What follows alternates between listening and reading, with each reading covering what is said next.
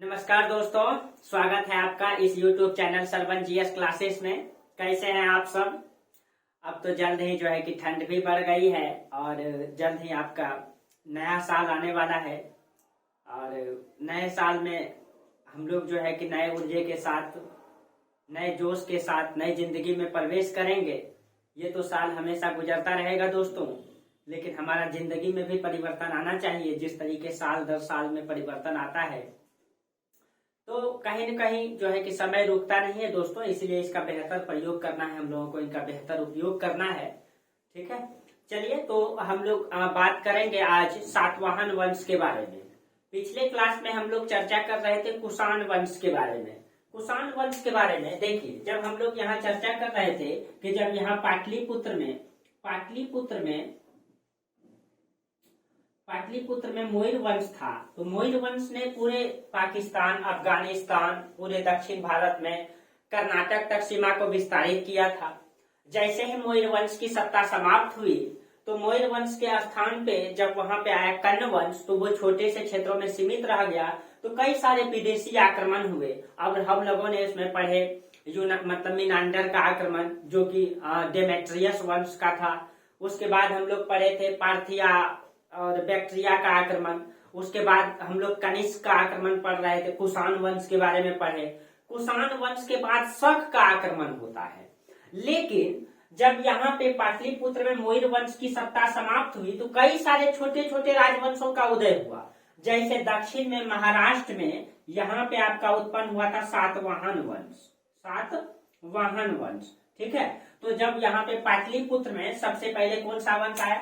पाटलिपुत्र में सबसे पहले यहाँ पे देखिए मोयर वंश की जब सत्ता समाप्त हुई, मोयर वंश के बाद यहाँ पे आया शुंग वंश के बाद आया कर्ण वंश। जब यहाँ कर्ण वंश आया तो मतलब जब यहाँ मोयर वंश था, देखिए दोस्तों समझिएगा, जब यहाँ मोयर वंश था तो इसका साम्राज्य तो पूरा यहाँ कर्नाटक तक फैला हुआ था। लेकिन जैसे यहाँ मोयर वंश की सत्ता समाप्त हुई तो शुंग वंश यहाँ पे आया, जो छोटे से क्षेत्रों में शासन किया। ठीक है, छोटे से क्षेत्रों में, यानी कि लगभग ये वाला क्षेत्र उसके हिस्से में था। उसके बाद जो है महाराष्ट्र में उसी समय छोटे से क्षेत्रों में जो है सातवाहन वंश की सत्ता आई और ये उत्तर पश्चिम का क्षेत्र जो है विदेशी प्रभाव में आ गया, यूनानी प्रभाव में आ गया। ठीक है, तो अब इधर से हम लोग देखेंगे ये जो आपका पाकिस्तान है, ठीक है, ये आपका यूनानी प्रभाव से प्रभावित रहेगा। ठीक है, ये यूनानी प्रभाव से प्रभावित रहेगा। और यहाँ पे अभी हम लोग पढ़े कुषाण, यानी कि कुषाण वंश के बाद यहाँ पे देखेंगे इस क्षेत्रों में कुषाण जो है मथुरा तक का क्षेत्र को जीता और जब कनिष्क आए तो पाटलिपुत्र, चंपा तक को जीता। ठीक है, कुषाण वंश के बाद यहाँ शक शासक आते हैं, विदेशी शासक। और शक शासक जो है ये आपका पूरा मतलब कि राजस्थान होते हुए गुजरात तक का क्षेत्र को ये जीतता है। लेकिन उसी समय दक्षिण भारत में यहाँ सातवाहन वंश था, जो क्षेत्रीय राजवंश था। इधर से एक समय आपको पढ़ाए थे, एक तरफ विदेशी आक्रमणकारी और एक तरफ क्षेत्रीय राजवंश। तो यहाँ पे शक शासक मतलब कि शक शासक यहाँ पे है, विदेशी आक्रमणकारी है ये, जो अगली क्लास में आपको बताएंगे। लेकिन पहले क्षेत्रीय राजवंशों में हम लोग सातवाहन को देख लेते हैं। और यहाँ पे ये जो आपका कलिंग है, ये आपका कलिंग में यहाँ पे चेदी वंश का राजा है, जो चेदी वंश राजा खारवेल है, जो बहुत ही योग्य राजा है। कलिंग उड़ीसा में पड़ता है ये। ठीक है, तो हम लोगों को सातवाहन वंश को देखना है आज। ठीक है, सातवाहन वंश को देखना है। और सातवाहन वंश के बारे में कहा जाता है कि सातवाहन वंश का एक यहाँ पे प्रमुख बंदरगाह हुआ करता था, कल्याणी बंदरगाह। ठीक है, यहाँ पे एक प्रमुख बंदरगाह था, इसको थोड़ा सा हम नीचे लिख देते हैं। ठीक है, यहाँ पे ये बंदरगाह था इनका,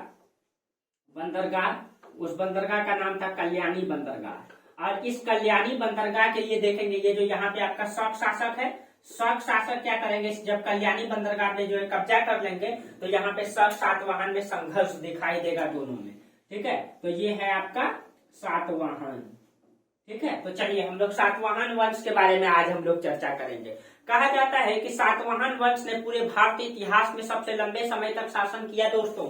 इसके बारे में कहा जाता है कि इसने लगभग 300 वर्षों तक शासन किया, 300 वर्षों तक लगभग शासन किया। और सातवाहन वंश का जो संस्थापक है, सातवाहन वंश का जो संस्थापक है वो है आपका सिमुक। उस व्यक्ति का नाम है सिमुक। सिमुक ने सातवाहन वंश की नींव डाली। ठीक है, सातवाहन वंश की नींव सिमुक ने डाली है। कहा जाता है भारतीय इतिहास में लंबे समय तक शासन करने वाला ये वंश है दोस्तों, सातवाहन वंश। लेकिन ये भी कहा जाता है कि सातवाहन वंश सबसे लंबे समय तक तो शासन किया दोस्तों, लेकिन इसका अधिकतर युग जो है, अधिकतर शासन काल जो है अंधकार युग में बीता। बहुत ऐसे छोटे छोटे शासक आए जिसकी उपलब्धि बहुत कम दिखाई देती है, जिसकी अयोग्यता के कारण ये साम्राज्य जो है अंधकार युग में चला। तो उन सब के बारे में हम लोग चर्चा करेंगे दोस्तों, ठीक है। तो चलिए, तो देखिए, आप देखिए सातवाहन वंश के बारे में थोड़ा सा हम समझ लें। सातवाहन का अर्थ क्या होता है? सातवाहन का अर्थ होता है सिंह का वाहन, अर्थात सिंह का वाहन हो जिसका, ना, यानी सातवाहन। अगर इसका अर्थ के बारे में चर्चा किया जाए, क्वेश्चन में पूछ सकता है, इसका अर्थ होता है सिंह का वाहन, सिंह का वाहन, ठीक है, यानी कि सिंह हो जिसका वाहन, ठीक है, इसका अर्थ होगा। संस्थापक सिमुक है। हाँ, इसकी जो राजधानी है, इसकी राजधानी ये दक्षिणी महाराष्ट्र में पड़ता है, उसका नाम है पैठण। पैठण दक्षिणी राजधानी में थी, मतलब दक्षिणी महाराष्ट्र में ये पड़ता है, पैठण को इसने राजधानी बनाया था, ठीक है। अब देखिए, कहा जाता है कि इस वंश में 23 राजाओं ने शासन किया। मत्स्य पुराण कहा जाता है कि उसके अनुसार 30 राजा कहा जाता है। ऐसे कहा जाता है कि इसमें 23 राजाओं ने शासन किया, 23 राजाओं ने शासन किया। लेकिन मत्स्य पुराण के अनुसार, मत्स्य पुराण के अनुसार 30 राजाओं ने शासन किया, ठीक है, 30 राजाओं ने शासन किया। और इस राजवंश की जो सीमा है दोस्तों, कहा जाता है तीनों समुद्रों को इसकी सीमा छूता था।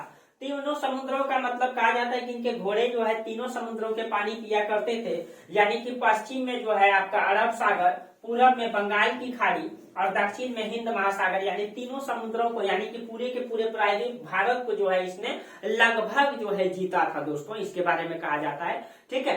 और इस वंश के जो लोग थे, अभी तक हम लोग देखें कि जब बौद्ध मतलब कि मोइन वंश थे, तो उसमें बौद्ध धर्म को, जैन धर्म को जो है कि राजकीय धर्म अपनाया गया था। शुंग वंश के राजा जब आए पुष्यमित्र शुंग, तो उन्होंने ब्राह्मण के सहयोग से जो है मतलब की सत्ता की नींव डाली, ठीक है, क्योंकि उस समय जो है ब्राह्मणों का जो है, यानी कि जो मतलब वैदिक जो धर्म है दोस्तों, उसका अभी तक अपमान हो रहा था।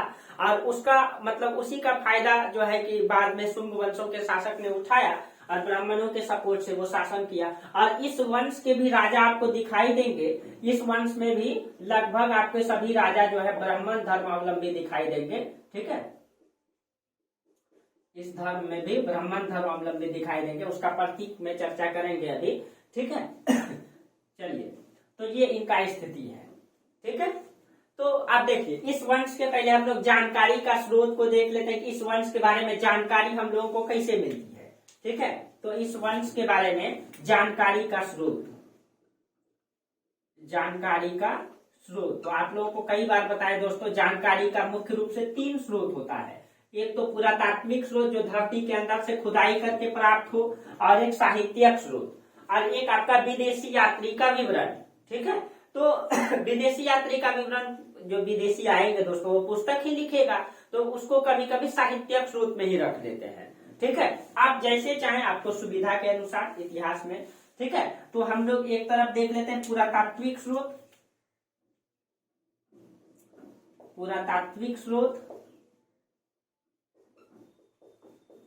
और साहित्यिक स्रोत, साहित्यिक स्रोत, ठीक है। देखिए, जो पुरातात्विक स्रोत है, पुरातात्विक स्रोत में, इसमें पुरातात्विक स्रोत में क्या क्या मिलेगा? अभिलेख मिलेगा, सिक्का मिलेगा ना, साहित्यिक स्रोत में पुस्तक मिलेगा। जो पुरातात्विक स्रोत है इसमें आपका नासिक अभिलेख, ठीक है, इसमें अभिलेख लिख देते हैं पहले। इसमें है आपका नासिक अभिलेख, नासिक अभिलेख। चेदी वंश के राजा हैं, राजा खारवेल, उनका है चेदी हाथी गुफा अभिलेख, हाथी गुफा अभिलेख। और एक अभिलेख है हाथी गुफा और नागनिका अभिलेख। तीसरा में है आपका नागनिका अभिलेख, नागनिका अभिलेख। इस तीनों अभिलेख से इस वंश की जानकारी प्राप्त होता है। खारवेल का हाथी गुफा अभिलेख, नासिक अभिलेख, हाथी गुफा अभिलेख। और यहाँ से अगर सिक्का की बात करेंगे दोस्तों, तो कहा जाता है जो नासिक है वहां से मतलब बड़ी मात्रा में मुद्रा भांड पाई गई है। वहां एक स्थान है जोगलथम्भी मुद्रा भांड, ये महाराष्ट्र में पड़ता है जोगलथम्भी। तो सिक्का के बारे में बात किया जाए तो वहां से बड़ी मात्रा में, जहां से बहुत ज्यादा मात्रा में सिक्का प्राप्त हो तो उसको मुद्रा भांड कहा जाता है। तो यहाँ से जो मुद्रा भांड पाया गया है, यहाँ जो मुद्रा भांड पाया गया है वो स्थान है जोगलथम्भी। जोगलथम्भी, जोगलथम्भी मुद्रा भांड, आप लोग इस तरह से लिख लेंगे।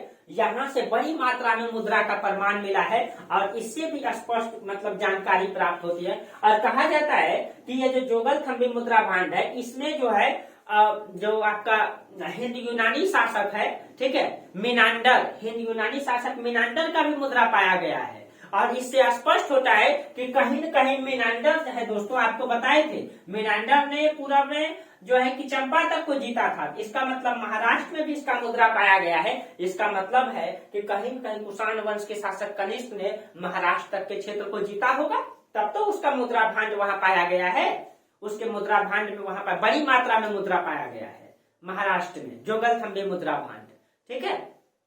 तो ये तो हो गया आपका मतलब कि पुरातात्विक स्रोत, सिक्का में मुद्रा भांड, जोगलथम्भी मुद्रा भांड, और पुरातात्विक स्रोत में ये सारे अभिलेख। साहित्यिक स्रोत में अगर हम बात करेंगे दोस्तों, तो साहित्यिक स्रोत में सबसे पहले तो है हाँ, इसी वंश का एक राजा हुआ करता था, उस राजा का नाम है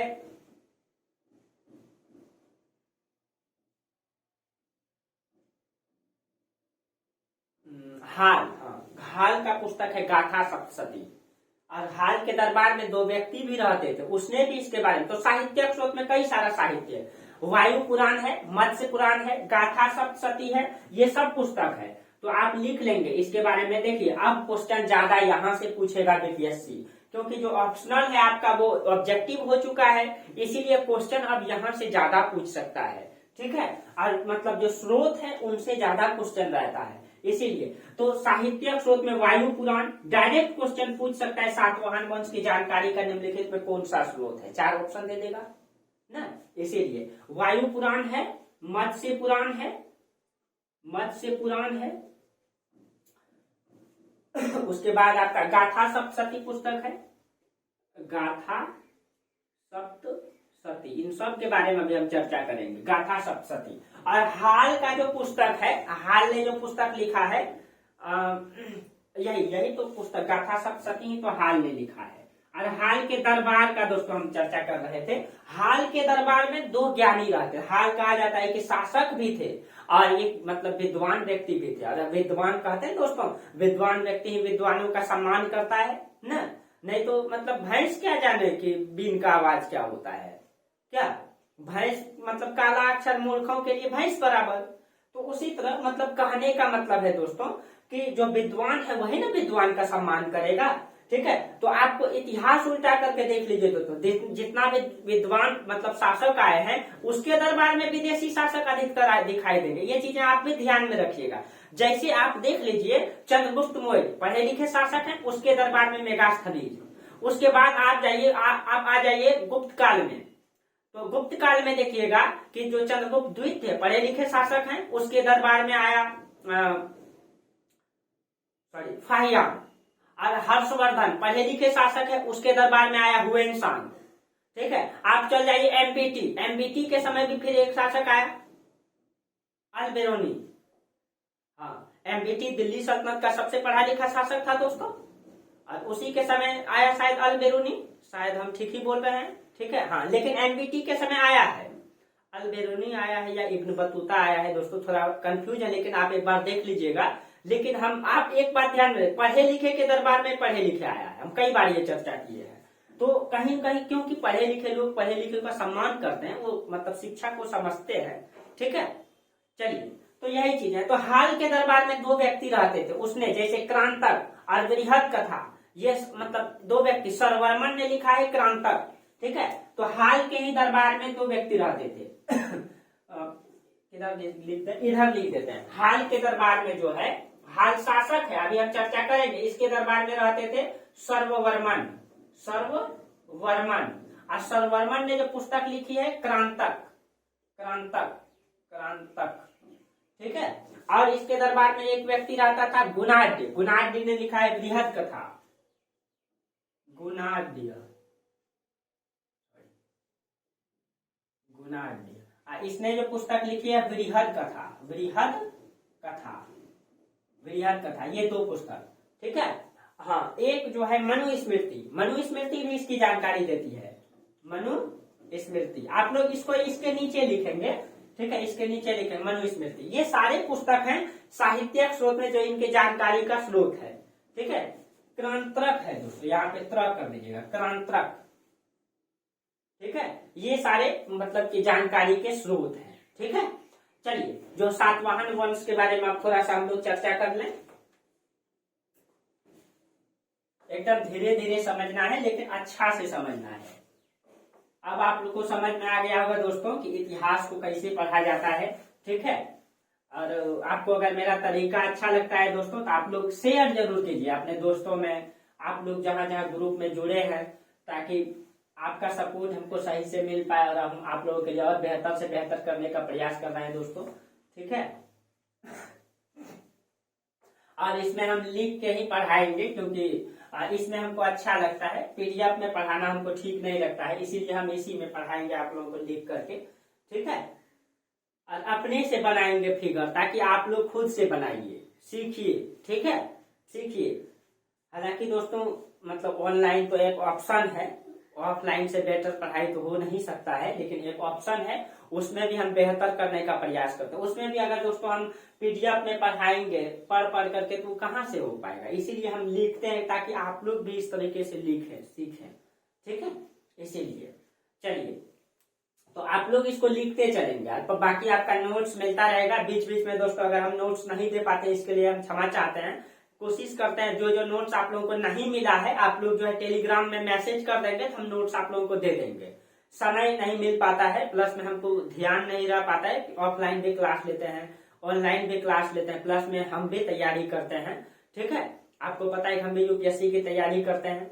और कुछ दिन के बाद आपका क्लास जो है कि दिल्ली से जो है मुखर्जी नगर से चलेगा, क्योंकि हम भी प्रिपरेशन करते हैं, तो इस कारण से, ठीक है। लेकिन इसीलिए जहां आपको पीडीएफ छूट जाता है, देने के लिए भूल जाते हैं, तो आप लोग को मैसेज कर देंगे तो मिल जाएगा, ठीक है। चलिए, हाँ, तो हम चर्चा कर रहे थे। अब देखिए, हम जानकारी का स्रोत को हम पढ़े, उसके देखिए सातवाहन वंश का जो संस्थापक है सिमुक, ठीक है। लगभग इसका शासन काल 230 ईसा पूर्व बताया जाता है वायु पुराण में। इसको जो है, ठीक है, जो सिमुक है दोस्तों, इसका शासन काल लगभग 230 ईसा पूर्व बताया जाता है, ईसा पूर्व यानी बीसी बताया जाता है, ठीक है।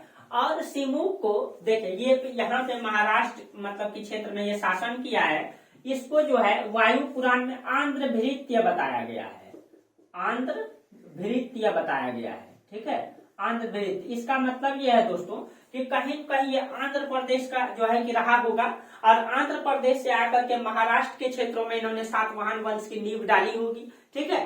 क्योंकि इसको जो है मत्स्य पुराण वायु पुराण में जो है इसको आंध्र भृत्य कहा गया है, ठीक है। इसका मतलब जो है ये मतलब कि आंध्र प्रदेश से रहा होगा। और इसने राजधानी कहाँ बनाया, पैठन या प्रतिष्ठान, ठीक है। देखिए, राजधानी सातवाहन वंश का पूछा जाता है, ठीक है, तो इसका राजधानी जो है प्रतिष्ठान,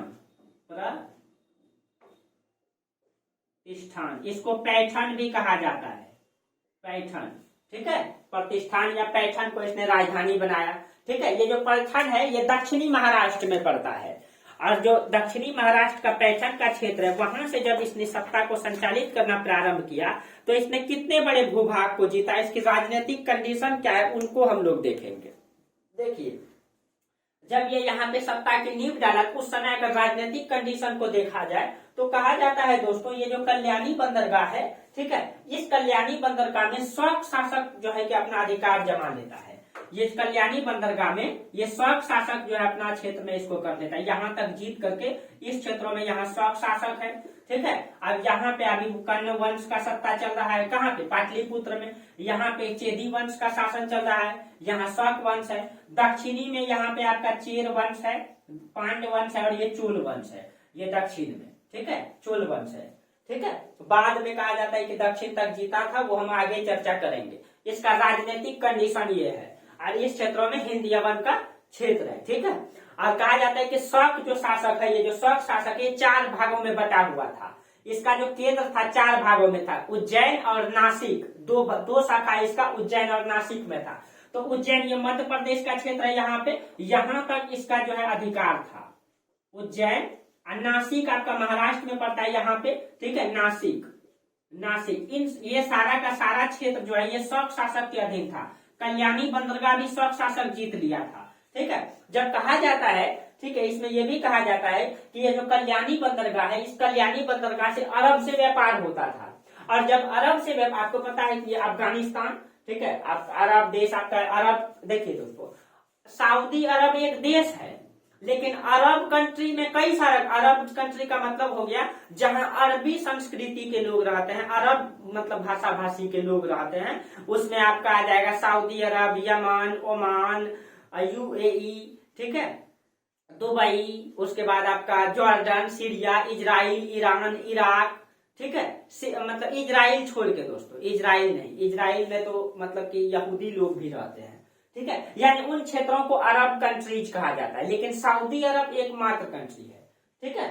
चलिए, तो वहां से कहा जाता है कि बड़ी मात्रा में व्यापार होता था इसी बंदरगाह से, ठीक है। और यहाँ से जो है विदेश से लोग चांदी और सोना आयात करता था, ठीक है, चांदी सोना आयात करता था। जब यहाँ पे शक शासक जो है इस कल्याणी बंदरगाह पे कब्जा कर लेता है, तब इसका चांदी जो है कि आयात नहीं होने लगता है। तब कहा जाता है कि मजबूरी में, ठीक है, मजबूरी में ये शासक क्या करेगा दोस्तों, शीशे की सिक्का जारी करेगा। यही क्वेश्चन पूछा जाता है कि शीशे की सिक्का जारी करने वाला प्रथम शासक कौन था, ठीक है, प्रथम शासक कौन था। तो कहा जाता है कि जब शक शासक, देखिए शक शासक में एक योग्य शासक आता है रुद्रदामन, आपको अगले क्लास में बताएंगे। रुद्रदामन, जब रुद्रदामन आया था दोस्तों, तो रुद्रदामन ने क्या किया था, ये कल्याणी बंदरगाह पर कब्जा कर लिया था। जब कल्याणी बंदरगाह पर कब्जा कर लिया, तब जो है कि सातवाहन वंश में जो चांदी आयात होता था, जो सोना आयात होता था, वो आना बंद हो गया, ठीक है। अब जब आना बंद हो गया, तब यहाँ पे जो है चांदी सोना का अभाव पड़ गया, जिस कारण से यहाँ के शासक मजबूरी में शीशे की सिक्का जारी किया था। तो कौन वंश, यही क्वेश्चन पूछा जाता है, कौन ऐसा वंश है इतिहास में जिसने सबसे प्रथम बार जो है शीशे की सिक्का जारी किया, तो ये सातवाहन वंश। तो यही मजबूरी में जो है इसने शीशे की सिक्का जारी किया था, ठीक है। मजबूरी में शीशे की सिक्का इसने जारी किया था, क्योंकि इसके बंदरगाह पर शक शासक रुद्रदामन ने कब्जा कर लिया था, ठीक है। अब देखिए, सिमुक के बारे में कहा जाता है, कई जगह अलग अलग चीजें आता है। सिमुक ने जो शासन किया वो 334 से 211 ईसा पूर्व तक शासन किया, सॉरी 234 से 211 ईसा पूर्व तक शासन किया। कहीं कहीं 230 देता है, कहीं कहीं 200, तो कहीं कहीं कुछ भी देता है। 234 से 211 बीसी तक ये शासन किया है लगभग, ठीक है। ये सिमुक के बारे में कहा जाता है, ठीक है। सिमुक के बारे में वायु पुराण में इसमें कहा गया है, इसको आंध्रभृत्य कहा गया है। इसमें यह भी कहा गया है कि इसने कर्ण वंश और शुंग वंश को जो है, शुंग वंश के राजाओं को पराजित करके अपने राज्य को विदिशा तक फैलाया था। अब देखिए, विदिशा मध्य प्रदेश में है, ठीक है। अब देखिए यहाँ पे आपका, ये आपका देखिए उज्जैन भी मध्य प्रदेश में है यहाँ पे, ठीक है, लगभग। और विदिशा भी लगभग यहीं पे है, ये आपका विदिशा है, ठीक है। एमपी में ही पड़ता है, मध्य प्रदेश में विदिशा। तो कहा जाता है कि सातवाहन वंश के जो शासक आए थे सिमुक, इसने अपने साम्राज्य को इस तरीके से सातवाहन वंश ने जो है विदिशा तक लेकर के गया, यानी कि इसकी सीमा अब यहाँ भी इससे यानी टकराने लगी थी, ठीक है। ये सीमा इसने विस्तारित किया था विदिशा तक, ठीक है। और शुंग वंश को भी पराजित किया था, और उत्तर में जो है विदिशा तक अपने साम्राज्य को फैलाया था। और मतलब कहा जाता है विदिशा जो है ना दोस्तों, आपको पहले भी क्लास में बताए थे, विदिशा जब शुंग वंश के शासक आया था, तो यहाँ पे जो है अग्निमित्र, शुंग वंश पुष्यमित्र शुंग, और उसी में था अग्निमित्र और वसुमित्र। हाँ, तो अग्निमित्र को यहाँ का जो है गवर्नर बनाया था, आपको बोले थे। तो इसका मतलब है कि पहले जो है विदिशा पाटलिपुत्र के अंतर्गत था, यानी कि कर्ण वंश और शुंग वंश के अंतर्गत था। लेकिन बाद में जो है सातवाहन वंश के शासक ने मतलब पाटलिपुत्र के शासक कर्ण वंश को पराजित करके विदिशा को जो है अपने में ले लिया था, ठीक है, विदिशा को अपने में ले लिया था। और कर्ण वंश में कोई योग्य शासक नहीं था दोस्तों। कहा जाता है कि जब पाटलिपुत्र में, यहाँ पे हम लिख देते हैं, यहाँ पे जब कर्ण वंश आया, ठीक है, कर्ण वंश में कोई भी योग्य शासक नहीं आया दोस्तों, और पाटलिपुत्र का ह्रास का भी यही कारण रहा। ठीक है, कहा जाता है कि जब पाटलिपुत्र की सत्ता मौर्य वंश के बाद गुप्त वंश तक तो ठीक चला, हर्षवर्धन ने कन्नौज को राजधानी जब बना लिया दोस्तों, उसके बाद कहा जाता है कि पाटलिपुत्र की ओर किसी का ध्यान ही नहीं गया, और उसी समय से पाटलिपुत्र नगर का ह्रास होना प्रारंभ हो गया। इसी कारण से पाटलिपुत्र की स्थिति मजबूत नहीं रही। ठीक है, मजबूत नहीं रही। ठीक है, और धीरे धीरे पाटलिपुत्र का जो विख्याति था वो खत्म होते चला गया। ठीक है, तो जो कहा जाता है कर्ण वंश के जो संस्थापक था वो था वासुदेव। इसमें मात्र 4 राजाओं ने शासन किया है कर्ण वंश में। ठीक है, इसका जो संस्थापक था वासुदेव, इसका कर्ण वंश का संस्थापक। अब वासुदेव के बाद हम उल्टा लिखते हैं ऊपर, वासुदेव के बाद शासक बना भूमिमित्र, उसके बाद नारायण, और उसके बाद सुशर्मा, इसके बाद जो है भूमिमित्र, और भूमिमित्र के बाद शासक बना नारायण, नारायण के बाद शासक बना सुशर्मा। यही सुशर्मा को पराजित किया था दोस्तों, मतलब कि सिमुक ने पराजित करके विदिशा को जीत लिया था, वही सुशर्मा उसका अंतिम राजा था। ठीक है, और उसी को पराजित करके विदिशा को जीत लिया था। ठीक है, और सातवाहन, और कहा जाता है सातवाहन वंश एक समय में पूरा पाटली तक के क्षेत्र को जीता था, पाटलिपुत्र तक के क्षेत्र को। ठीक है, तो ये मतलब ये सातवाहन वंश के बारे में कहा जाता है।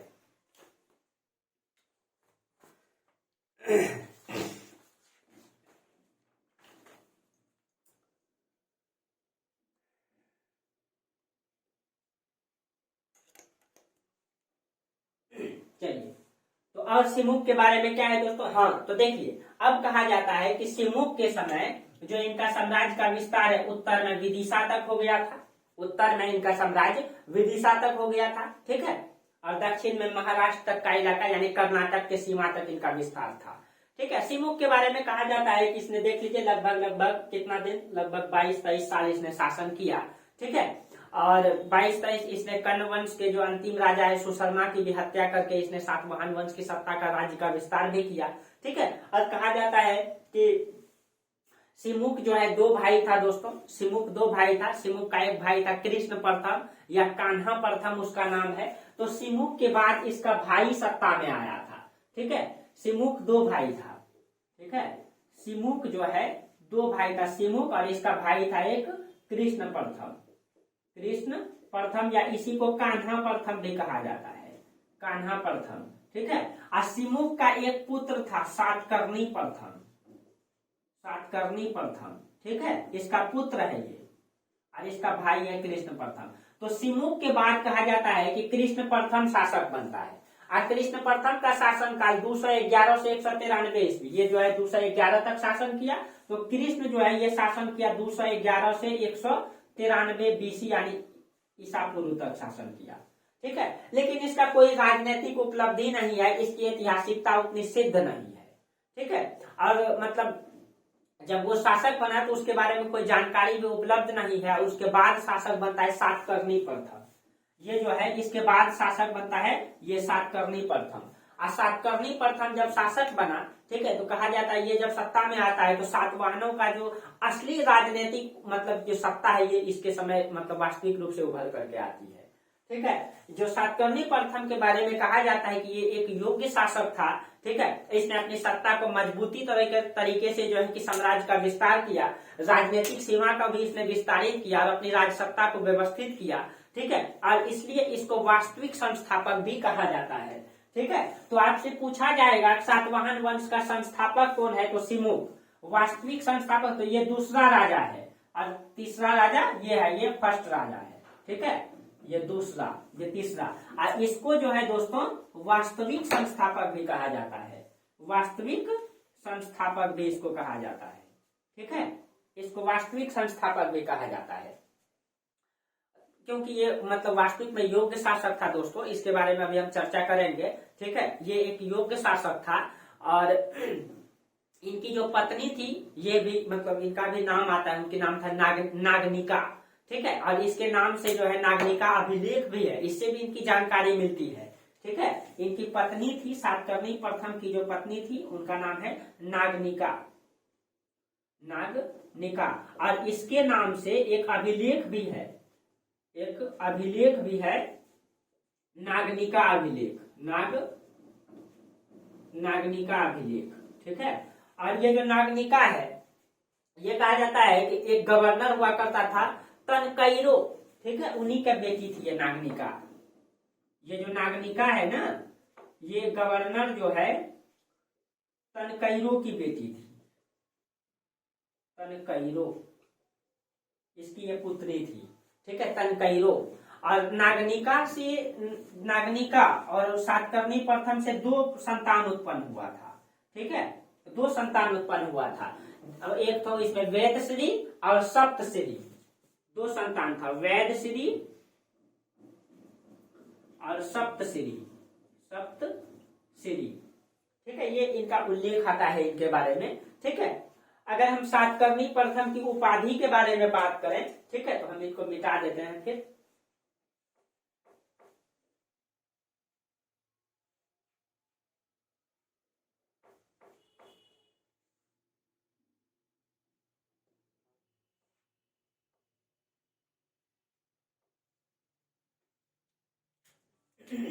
तो सातकर्णी प्रथम की उपाधि,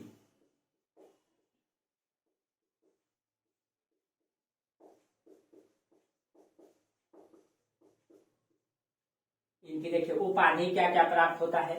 ठीक है, इनकी कई सारी उपाधि है, जैसे इसको प्रतिष्ठानपति भी कहा जाता है, इसको दक्षिणापति भी कहा जाता है, इसको एल्डर सेरागोन भी कहा जाता है। ठीक है, तो इसको जो है प्रतिष्ठानपति, प्रतिष्ठानपति का मतलब है प्रतिष्ठानपति। देखिए प्रतिष्ठान का ये मतलब कि प्रतिष्ठान की राजधानी है दोस्तों, प्रतिष्ठानपति इनको कहा गया। इसका मतलब कहीं कहीं इसने अपने मतलब कि राज्य की जो है राजधानी का जो है संरक्षण अच्छी तरीके से किया होगा इसने, इसीलिए इसको प्रतिष्ठान का पति कहा गया है। इसको दक्षिणापति कहा गया है, कहा जाता है इसने दक्षिण तक अपना विस्तार किया था। ठीक है, इसलिए इसको दक्षिणापति भी कहा गया क्योंकि इसने दक्षिण तक के जीता था। ठीक है, दक्षिण तक को, पूरे दक्षिण को यानी कि कन्याकुमारी तक को जीता था। इसको एल्डर सेरागोन्स भी कहा गया है, एल्डर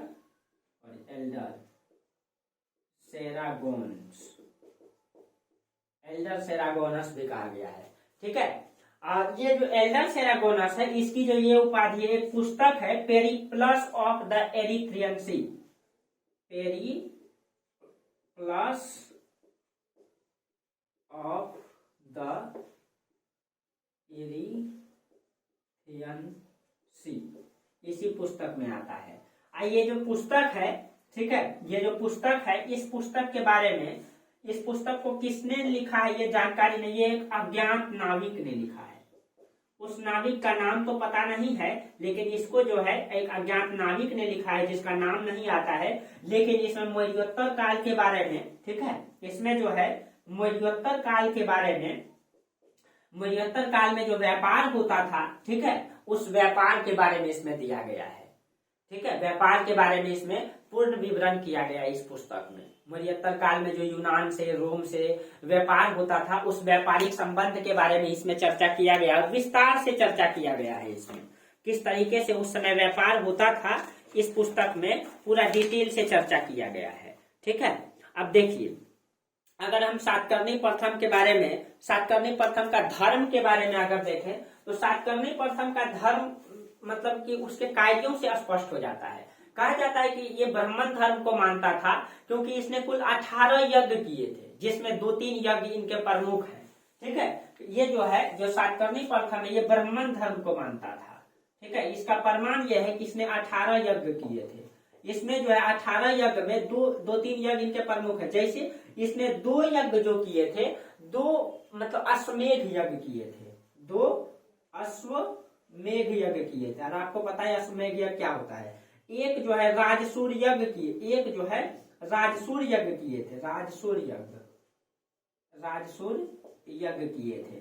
ठीक है, ये 3 यज्ञ इनका बहुत ही फेमस है। और अश्वमेध यज्ञ या राजसूर यज्ञ में बहुत मतलब ज्यादा खर्च होता है। इससे ये पता चलता है कि ये जो है मतलब कि ब्राह्मण धर्म को मानता था। और फिर से इस समय ये दिखाई देता है कि वर्ण व्यवस्था का पुनरुत्थान पता चलता है यहाँ से। ठीक है, वर्ण व्यवस्था का पुनरुत्थान का पता चलता है कि फिर से जो है यहाँ वर्ण व्यवस्था को पुनर्स्थापित किया जा रहा है। इसका अगर राजनीतिक उपलब्धि को चर्चा करेंगे, इनका राजनीतिक उपलब्धि क्या है, तो ठीक है, तो इसके बारे में कहा जाता है इसने नर्मदा नदी घाटी के क्षेत्र को जीता। ठीक है, और जब देखिए इसने जो है ये आपका नर्मदा नदी घाटी है, ठीक है, यहाँ पे आपका ये आपका नर्मदा नदी घाटी क्षेत्र है, तो यहाँ विदिशा तक तो जो है कि इनके पिता ने ही जीता था, सिमुक ने। ठीक है, और इसने भी इस नर्मदा नदी घाटी का क्षेत्र को, इस क्षेत्रों को जीता। और यहाँ पे विदर्भ पड़ता है दोस्तों, उस समय शक के क्षेत्रों में यहाँ पे पड़ता था विदर्भ। देखिए ये शक का इलाका है, विदर्भ है यहाँ। ठीक है, हम किधर यहाँ लिख देते हैं विदर्भ। ठीक है, ये वही यहाँ ये विदर्भ है जहाँ पे दोस्तों सबसे हर बार सूखा पड़ता है, जहाँ का किसान हर साल जो है आत्महत्या करने में मजबूर हो जाता है। ठीक है, तो ये विदर्भ को इसने जीता, शक शासक से विदर्भ को भी इसने जीता था। ठीक है, और जब इसने शक शासक से विदर्भ को जीता तो अब इसका देखिए इसका जो साम्राज्य का विस्तार है, यहाँ पे दोस्तों एक नगर हुआ करता था जो एकदम चेदी वंश के शासक से सटता था। यहाँ पे एक नगर था आशिक नगर, आशिक नगर, आशिक नगर। तो इसने जो है देखिए इसने पूरब में आशिक नगर, विदिशा की सीमा तक को जीता। ठीक है, उत्तर में जो है इसने नर्मदा नदी तक के अपना साम्राज्य को विस्तार किया, नर्मदा नदी। ठीक है, और इधर जो है इसने विदर्भ को भी जीता। दक्षिण में इसके बारे में कहा जाता है, मतलब दक्षिण में इसके बारे में कहा जाता है कि यहाँ पे पड़ता है आपका कन्याकुमारी, इसने कन्याकुमारी तक को जीता। इसका क्या प्रमाण है, इसका प्रमाण अभी बताते हैं दोस्तों, कन्याकुमारी। ठीक है, ये भारत का दक्षिण सबसे दक्षिणतम बिंदु है कन्याकुमारी। ठीक है, भारत का मतलब कि भारत का भारतीय स्थल मार्ग का सबसे मतलब दक्षिणतम बिंदु, लेकिन ऐसे जल से समझा जाए, यानी कि पूर्ण रूप से देखा जाए द्वीप सहित, तो जो है कि इंदिरा पॉइंट है सबसे दक्षिणतम, जो कि आपका अंडमान निकोबार में कार निकोबार और ग्रेट निकोबार का हिस्सा है, ग्रेट निकोबार का हिस्सा है इंदिरा पॉइंट, जो भारत का सबसे दक्षिणतम पॉइंट है, लेकिन स्थल वाला में कन्याकुमारी है। ठीक है, चलिए, हाँ, तो कहा जाता है कि दक्षिण में इसने, उत्तर में नर्मदा नदी, दक्षिण में ये पूरा का पूरा क्षेत्र कन्याकुमारी तक को इसने जीता, ये पूरा का पूरा। अगर हम अलग से मैप यहाँ छोटा सा बना दें, ठीक है, ये देखिए, तो ये जो है यहाँ पे आपका, ये आपका नर्मदा नदी, नर्मदा नदी से यहाँ पे आपका पड़ता है कन्याकुमारी, कन्याकुमारी। ठीक है, कुमारी, और यहाँ पे आपका पड़ता है राजा खारवेल, चेदी वंश का राजा खारवेल। ठीक है, और इधर आपका शक शासक, यहाँ तक शक शासक। ठीक है, बाकी इन सब क्षेत्रों को छोड़ करके बाकी इसने पूरे क्षेत्र को जीता। ठीक है, पूरे क्षेत्र को जीता। पूरब में यहाँ एक स्थान था आशिक नगर। ठीक है, और यहाँ पे आपका ये विदर्भ का इलाका को भी जीत लिया, इसकी राजधानी तो प्रतिष्ठान है। ठीक है, दक्षिण को इसने जीता था, इसीलिए इसको दक्षिणापति भी कहा गया। आप लोग लिख लेंगे इनकी उपाधि में। ठीक है, इसने दक्षिण को जीता था, इसलिए इसको दक्षिणापति भी कहा गया है। ठीक है, लेकिन कहा जाता है कि सातकर्णी प्रथम ने जो अपनी योग्यता से इतने बड़े साम्राज्य को स्थापित किया था, इसके जो आने वाले वंशज हुए दोस्तों, इनके जो आने वाले उत्तराधिकारी हुए, वो उतने योग्य नहीं हुए, जिस कारण से इस सत्ता को जो है, ठीक है, वो सुरक्षित नहीं रख पाए। कहते हैं ना कि योग्यता ही आपको महान बनाता है, आपके कर्म, आपके निष्ठा ही आपको महान बनाता है। ठीक है, तो जो योग्यता सातकर्णी प्रथम में दिखाई देता है, इसके वंशजों में वो योग्यता नहीं दिखाई देता है। इसीलिए इसके बाद जो कई सारे शासक हुए वो अंधकार युग में जीवन चलाए, यानी कि उनकी राजनीतिक उपलब्धि बहुत ज्यादा नहीं रही। और मतलब वो जब कुछ उसका युग अंधकार युग में चला, जो अंधकार युग के शासक हैं उसमें 2-3 राजा का नाम भी आता है। ठीक है, राजा तो कई सारा है दोस्तों, लेकिन 2-3 का नाम आता है, उसमें हम लिख देते हैं। जैसे एक राजा अपीलक, एक राजा है कुंतल। ठीक है, देखिए,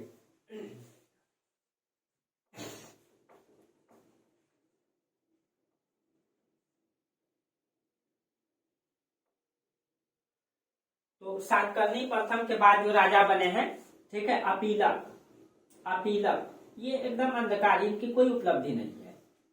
अपीलक के बाद कुंतल, कुंतल, और कुंतल के बाद राजा बने थे हाल।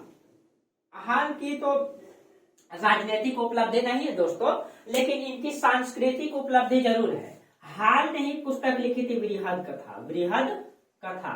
और इसी के दरबार में रहा करते थे दो विद्वान, एक में थे सर्ववर्मन, सर्ववर्मन और यही सर्ववर्मन की मतलब की पुस्तक है गाथा सप्तशती। ठीक है, इन्हीं की पुस्तक है गाथा सप्तशती। नहीं सॉरी, हाल का उल्टा हम देख दिए, हाल का पुस्तक है गाथा सप्तशती, गाथा सप्तशती।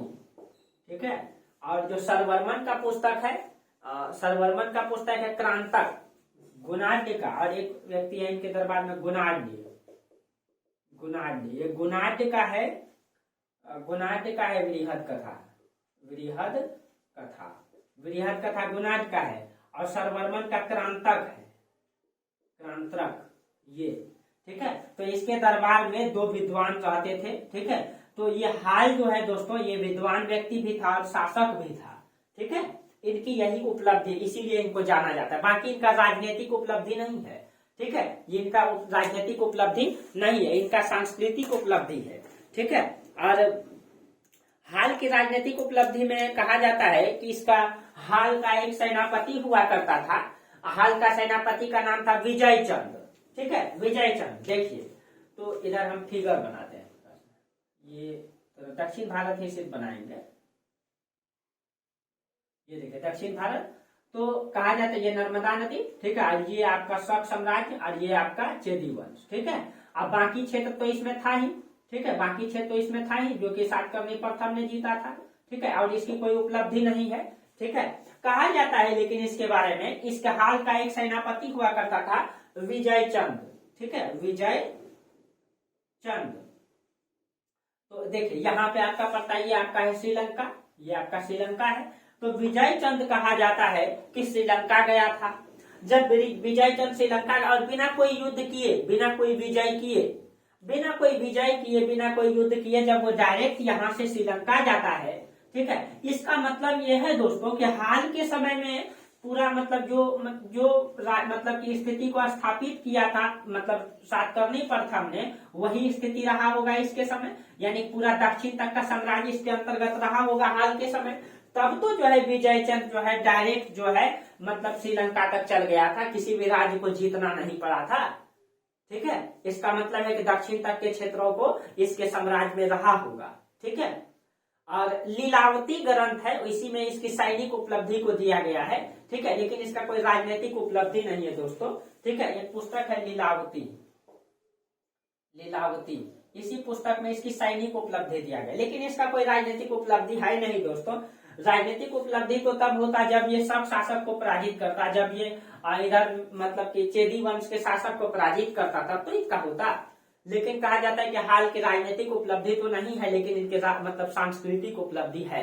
मतलब कहा जाता है कि हाल का जो पत्नी थी, ठीक है, उनका नाम था मलयवती। ठीक है, जो हाल की पत्नी थी उनका नाम था मलयवती। और मलयवती कहा जाता है ये जो है संस्कृत भाषा की जानकार थी। ये जो है संस्कृत भाषा की जानकार थी। ठीक है, संस्कृत भाषा ये अच्छी पढ़ी लिखी थी। ठीक है, जबकि हाल जो है प्रकृत भाषा के, हाल किस भाषा के, हाल जो है प्रकृत भाषा के जानकार थे, जबकि इनकी पत्नी संस्कृत भाषा की जानकार थी। इसका मतलब है दोस्तों, ठीक है, इसका मतलब है कि संस्कृत भाषा अभी भी भाषा रही होगी। ठीक है, लेकिन राजकीय भाषा इनका प्रकृत भाषा है। ठीक है, राजकीय भाषा प्रकृत है, लेकिन मलयवती संस्कृत भाषा को ले रही है। इसका मतलब है दोस्तों, इससे ये भी पता चलता है कि कहीं न कहीं सातवाहन वंश में महिलाओं की स्थिति अच्छी रही होगी, तब तो उनको पढ़ने का अधिकार है। ठीक है, तो इसीलिए सातवाहन वंश का जब आपको समाज पढ़ाएंगे, उसमें स्त्री की दशा बताएंगे, तो कहा जाता है कि सातवाहन वंश में महिलाओं की स्थिति अच्छा बताया जा रहा है। ठीक है, महिलाओं की स्थिति यहाँ कहीं न कहीं अच्छा है। कहा जाता है कि इसको जो है बहुत सारे शासक तो मातृसत्तात्मक समाज कहे हैं। ठीक है, मातृसत्तात्मक समाज बताए हैं इनको, क्यों, तो इनके बारे में आगे हम चर्चा करेंगे। ठीक है, तो आज जो है यहीं तक रहने दीजिए दोस्तों, फिर हम लोग अगली क्लास में शक शासक को भी देखेंगे, सातवाहन को भी देखेंगे। क्यों, देखिए दोस्तों, कल हम शक सातवाहन संघर्ष भी पढ़ाएंगे और शक शासक को भी पढ़ाएंगे। ठीक है, देखेंगे कि जब शक शासक का क्षेत्र जो है, शक शासक का क्षेत्र को जब ये जीतता है तो शक शासक में जब योग्य राजा आएगा तो सातवाहन को पराजित करेगा, सातवाहन में योग्य राजा आएगा तो शक को पराजित करेगा, दोनों में लंबा संघर्ष दिखाई देगा। तो कल हम लोग पढ़ेंगे शक सातवाहन संघर्ष को, ठीक है। शक शासक को रुद्रदामन के बारे में भी चर्चा करेंगे, ठीक है। तो चलिए आज यहीं तक रहने दीजिए। आप लोगों को अगर बेहतर समझ में आता है तो आप लोग लाइक कमेंट जरूर कीजिए और अच्छा लगता है तो शेयर भी कीजिए, ठीक है। चलिए तो आप लोग जो है कि मस्ती से क्लास कीजिए, ठंड भी बढ़ गई है, ठीक है। और नोट्स बनाइए इसका, ठीक है। और सिलेबस आप लोगों को हम हमेशा बोलना चाहेंगे दोस्तों, आप सिलेबस जरूर कंप्लीट करें एक बार, ठीक है।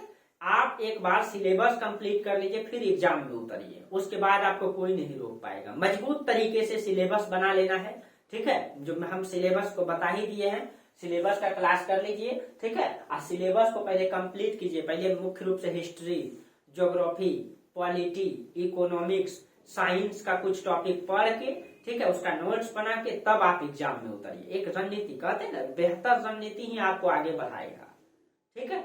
चलिए तो आज हम लोग यहीं तक चर्चा करते हैं। आप लोग मेरा वीडियो पूरा देखते हैं, इसके लिए आप लोगों को बहुत बहुत धन्यवाद, ठीक है। चलिए, थैंक यू।